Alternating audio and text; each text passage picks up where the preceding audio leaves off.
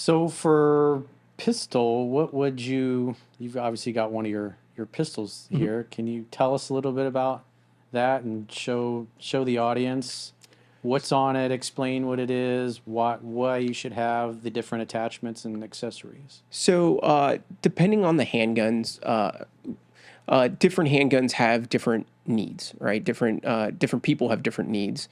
All our hands are different.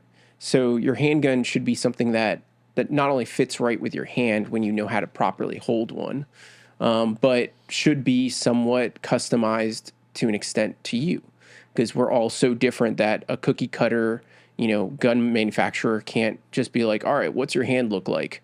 Let me mold it perfectly for your hand and then produce that. It's not feasible. So what we have is aftermarket companies that'll do that kind of work for you to an extent. They'll cut up the frame, modify it slightly. So here is an Agency Arms Glock 17, and it's a Glock 17 was what it was when it was born.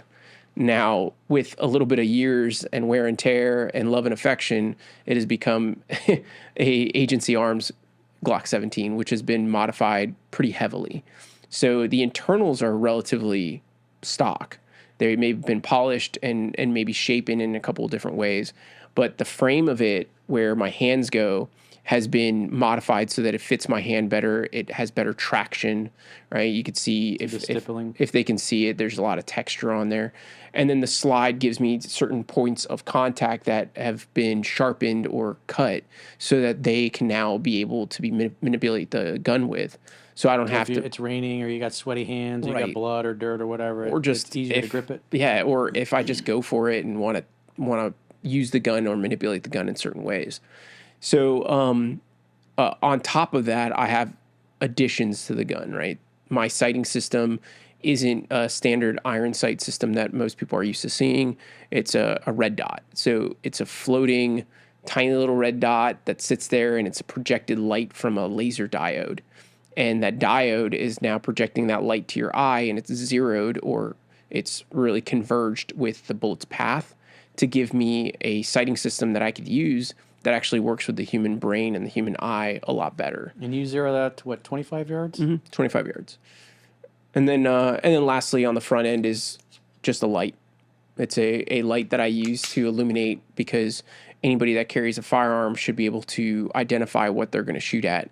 You can't just shoot at shadows. You can't shoot at the darkness. You can't shoot through doors. You can't do any of that BS. You have to actually identify what you shoot, especially in our litigious environment, but also if you are a professional, you do so because you're on the good side of things, if you want to call it that. If there was good and evil, like, and you consider yourself a good person or on that good side of things, you have to identify what you shoot at. I can't just shoot at anything.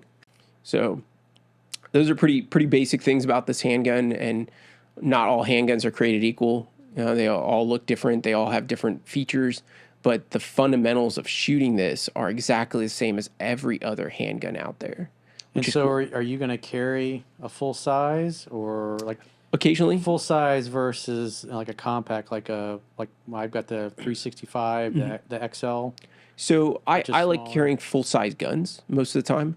I think we've had this conversation before when you pulled out that little guy, and I was like, eh, right?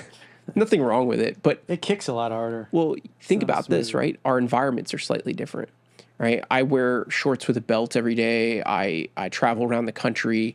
I go into places that are pretty long distances. A lot of times, like any grocery store you walk into, it's freaking 125 yards sometimes across an aisle. So I want to have a full size gun that I know I could shoot at distance, right? And I could actually start affecting targets at different distances when I'm going to carry and protect myself. Little guns, right? They have little buttons, and little buttons cause hassles when you're under stress. And those stressors, that sympathetic nervous system that starts to act on us, right? Because our bodies are trying to stay in homeostasis all the time, right? Stay pretty even, chill sauce. They don't want to be too high in the sympathetic nervous system, and our parasympathetic nervous system is always trying to bring us back. Well, when we are threatened or are scared or something like that, our sympathetic nervous system starts bringing us up into that adrenal fight and flight kind of moments. Well, when you're in that moment, there's a lot of physiological and psychological things that are happening to you that you may not be able to use tiny little gun.